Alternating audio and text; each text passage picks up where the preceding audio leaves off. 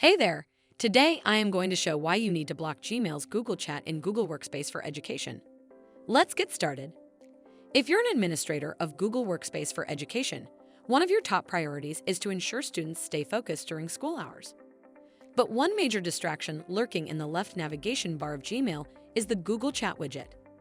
This feature allows students to chat freely, which can lead to lost focus and decreased productivity. When students are distracted, their ability to complete assigned tasks on time takes a hit. So what's the solution? Enter xFanatical SafeDoc. This powerful extension allows schools to remove the Google Chat option from Gmail, helping to create a more focused digital environment for students. Setting it up is super easy.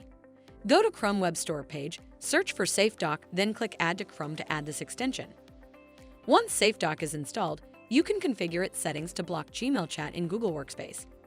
To know more, please visit xfanatical.com.